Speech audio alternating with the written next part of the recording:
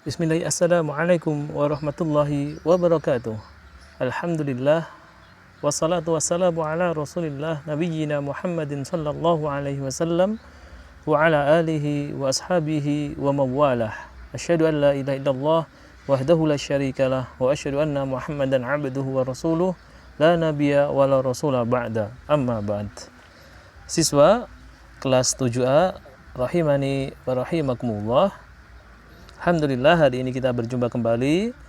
Semoga kita selalu diberikan kesehatan dan keberkahan oleh Allah Subhanahu wa taala.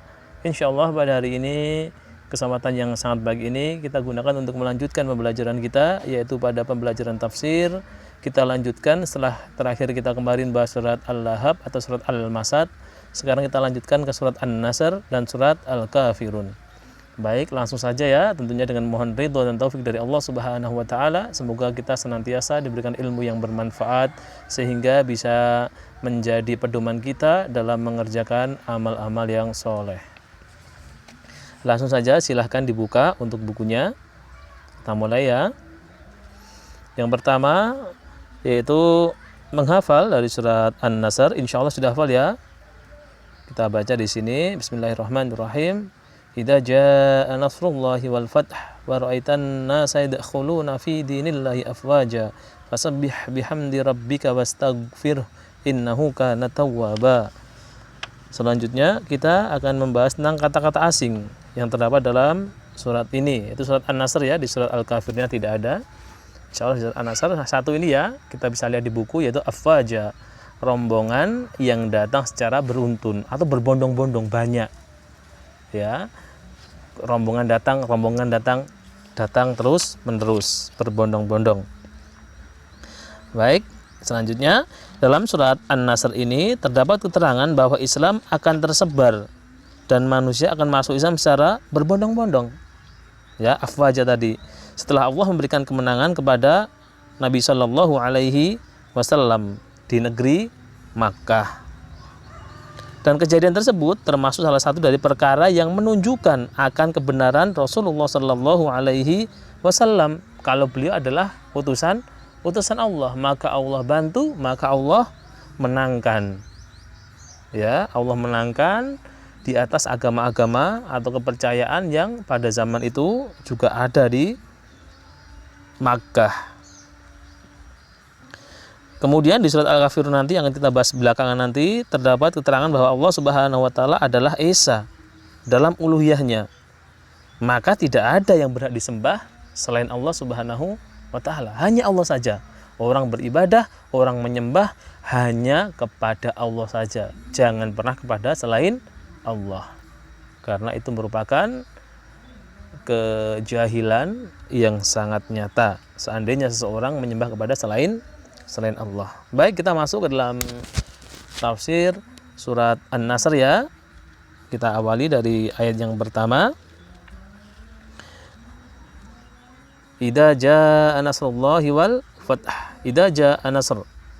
Apabila telah datang pertolongan Allah Subhanahu wa taala, yakni pertolongan Allah bagi Nabi Muhammad sallallahu alaihi wasallam atas musuhnya, orang-orang yang memerangi beliau. Nabi menangkan karena membawa agama Allah Subhanahu wa taala. Wal fath ini tadi, dan kemenangan, yaitu takluknya kota Mekah di tangan kaum muslim. Itu ya. Selanjutnya ayat yang berikutnya, wa ra'aitan nasa yadkhuluna fi dinillahi afwaja. Wa ra'aitan nasa, dan kamu lihat, wa ra'aita, dan kamu lihat, an-nas, yaitu para manusia. Manusia siapa? Suku-suku Arab. Yadkhuluna, mereka masuk kemana? Fi dinillah, yaitu agama Allah, agama Islam. Yakni mereka masuk ke dalam agama Islam tanpa perang dulu. Ya, salah satu kenikmatan yang sangat besar dari Allah Subhanahu wa taala dengan Allah memberikan kemenangan atas umat Islam di kota atau di negeri Makkah, sehingga tanpa peperangan banyak orang yang masuk Islam. Jadi masuk Islam dengan cara damai.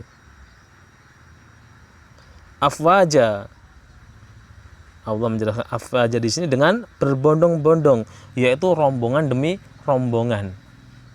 Ini salah satu dari bentuk kesabaran Rasulullah ya, ketika setahun sebelumnya itu hendak mengerjakan haji, tapi oleh kaum kafir Quraisy dilarang, dan pada saat itu umat Islam sebenarnya sudah siap untuk mengerjakan haji. Bahkan ketika pun dilarang berhaji pun umat Islam siap berperang.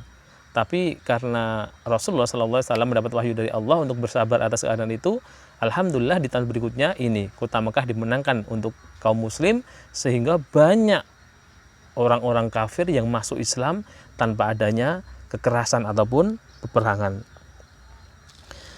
Selanjutnya, fasabbih bihamdi rabbika wastaghfir innahu kana tawwaba. Dari semua yang telah terjadi itu, maka bertasbihlah dengan memuji Rabbmu. Tasbih subhanallah, mensucikan Allah Subhanahu wa ta'ala dari semua kekurangan, dari segala keburukan, karena Allah suci. Dan memohonlah ampun kepadanya. Wastaghfir, dan mohonlah ampun kepada Allah Subhanahu wa ta'ala. Yakni dengan ini memerintahkan kepada kita untuk banyak bertasbih dan berzikir. Selanjutnya, innahu kana tawwaba, sesungguhnya di Allah Subhanahu wa taala adalah Maha penerima taubat, yakni banyak menerima taubat atas orang-orang yang bertaubat dari hambanya. Jelas ya, seberapapun besar dosa kita, seberapapun banyak kesalahan kita, kalau kita benar-benar ikhlas memohon maaf kepada Allah, tentu Allah akan memaafkan. Ya ibadi, innakum tukhti'una bil-laili wan-nahar wa ana aghfirudz dzunuba jami'a fastaghfiruni aghfir lakum. Allah berfirman dalam hadis qudsi, wahai hamba-hambaku, sesungguhnya engkau adalah pendosa, selalu berbuat dosa, baik di waktu siang ataupun waktu malam. Maka mohonlah ampun kepadaku, dan Allah akan memberikan ampunan kepada orang-orang yang mau bertaubat kepadanya. Itu ya tafsir singkat dari surat An-Nasr. Kita langsung lanjutkan masuk di tafsir surat Al-Kafirun. A'udzubillahi minasyaitonirrajim. Bisa kita baca dulu ya. Bismillahirrahmanirrahim. Qul ya ayyuhal kafirun la a'budu ma ta'budun wa la antum 'abiduna ma a'bud wa la ana 'abidum ma 'abadtum wa la antum 'abiduna ma a'bud lakum dinukum waliyadin. Adapun kita bisa buka juga di buku ada ya, asbabun nuzul atau sebab turunnya surat Al-Kafirun ini Allah turunkan. Itu sebabnya apa? Kita bahas langsung saja, yaitu sebab turunnya surat Al-Kafirun adalah bahwa kaum musyrikin itu menawarkan, memberikan tawaran kepada Rasulullah Sallallahu Alaihi Wasallam dengan tawaran yang seandainya bila dinahlar itu juga enak, ya. Misalnya Nabi Muhammad nanti setahun menyembah Allah, setahun kemudian menyembah berhala-berhala, itu kan tercipta kedamaian, biar semuanya aman, semuanya damai. Tapi sekali lagi, Islam berdiri tidak dibangun dengan nalar, tapi agama Islam itu berdiri karena dalil, ya, bukan kedamaian. Memang Islam adalah agama kedamaian, tapi kalau kedamaian itu kita tukar dengan akidah, maka jelas tidak bisa. Tawaran itu jelas ditolak oleh Rasulullah Sallallahu Alaihi Wasallam, dan turunlah surat Al-Kafirun ini menjelaskan bahwasanya Rasulullah tidak akan pernah mengikuti ajaran orang-orang kafir atau kaum musyrikin. Ya, kita mulai tafsirnya ayat yang pertama. Qul ya ayyuhal kafirun, qul, katakanlah wahai Muhammad, ini perintah Allah kepada Rasulullah sallallahu alaihi wasallam, ya ayyuhal kafirun. Rasulullah diperintahkan oleh Allah berkata kepada orang-orang kafir, yaitu ucapan ini ditujukan kepada orang-orang kafir Quraisy, ya, kafir Quraisy. Selanjutnya, la a'budu ma ta'budun, aku tidak akan menyembah apa yang kamu sembah, yakni menyembah patung ataupun berhala. Nabi tidak akan pernah menyembah itu, walaupun belum menjadi nabi, nabi tidak pernah terjerumus dalam kesyirikan. Allah jaga beliau dari segala macam bentuk kesyirikan.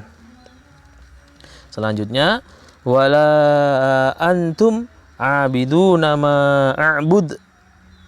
Wala antum, dan kamu bukan penyembah, atau selama kalian kafir, kalian itu nek jadi kafir terus, masih kafir terus,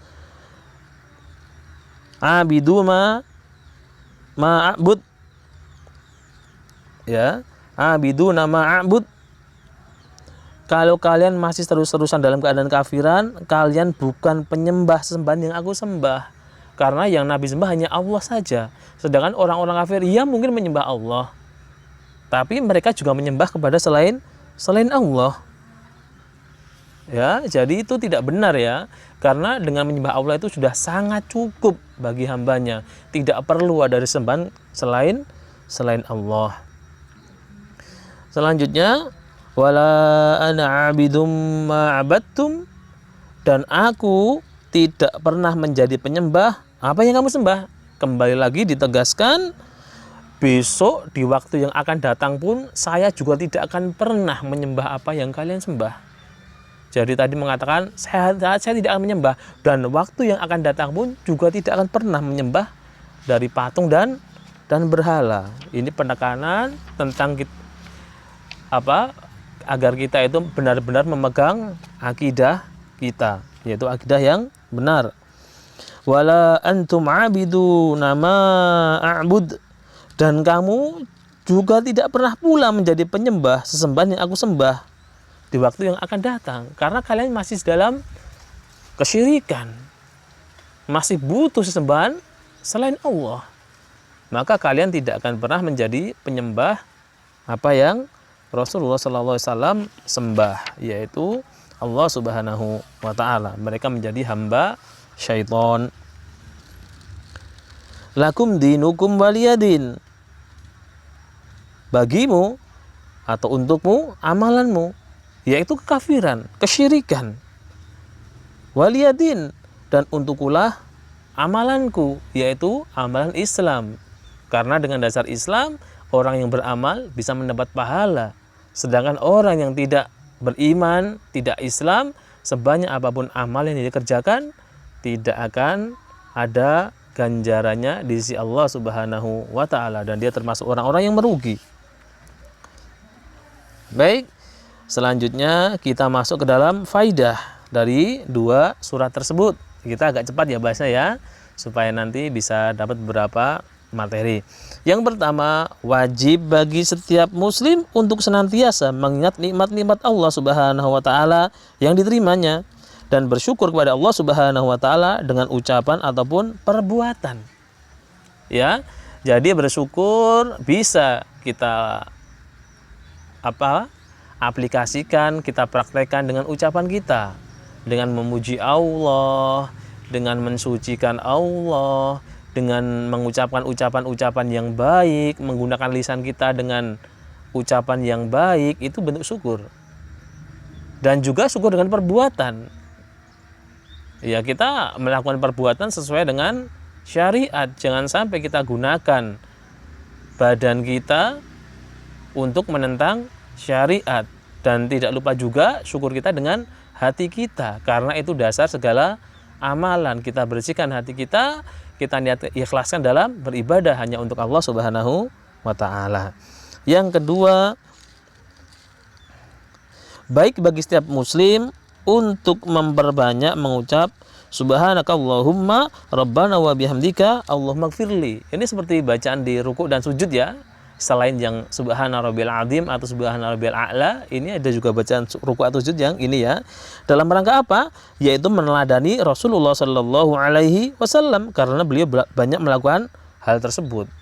Ya, termaktub dalam hadis Muslim nomor 1085.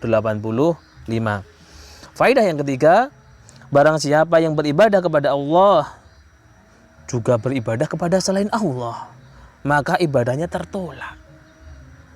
Berarti dia tidak benar-benar mengagungkan Allah, menganggap Allah tidak mampu menyukupi apa yang dia inginkan.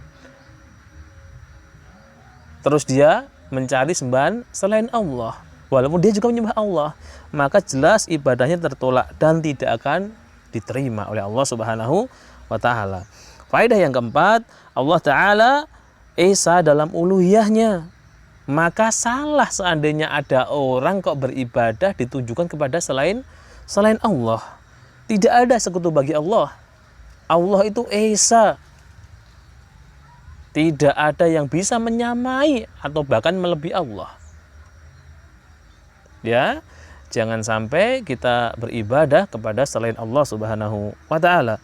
Dan faidah yang terakhir adalah kabar gembira berupa pertolongan bagi Nabi Muhammad sallallahu alaihi wasallam ketika masuk Mekah dimudahkan, serta masuknya manusia ke dalam agama Islam secara berbondong-bondong. Ya, tanpa adanya peperangan, tanpa adanya kekerasan, Allah menangkan Islam di negeri Mekah sehingga banyak orang yang masuk Islam secara berbondong-bondong. Dan juga mengabarkan tentang dekatnya ajal Rasulullah Sallallahu Alaihi Wasallam. Tentunya kemenangan mudahnya masuk di kota Mekah ini merupakan dekatnya sempurnanya dari syariat Islam yang dibawa oleh Rasulullah Sallallahu Alaihi Wasallam. Ketika syariat sudah sempurna, berarti dekat pula ajal Rasulullah Sallallahu Alaihi Wasallam. Baik, siswa kelas 7A rahimani wa rahimakumullah.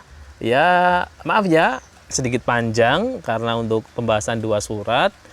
Insya Allah nanti bisa disimak dengan teliti dan semoga bisa bermanfaat. Seperti biasa nanti ada beberapa soal, silahkan dikerjakan. Semoga Allah mudahkan kita dalam menuntut ilmu ya, dan semoga bermanfaat. Semoga untuk pandemi segera berakhir, kita bisa segera melakukan pembelajaran tatap muka. Demikian dulu ya para siswa kelas 7A. Insya Allah akan kita lanjutkan pada pembelajaran yang berikutnya. Ustaz akhiri, subhanakallahumma wa bihamdika asyhadu an la ilaha illa anta astaghfiruka wa atubu ilaik. Walhamdulillahirabbil alamin. Assalamualaikum warahmatullahi wabarakatuh.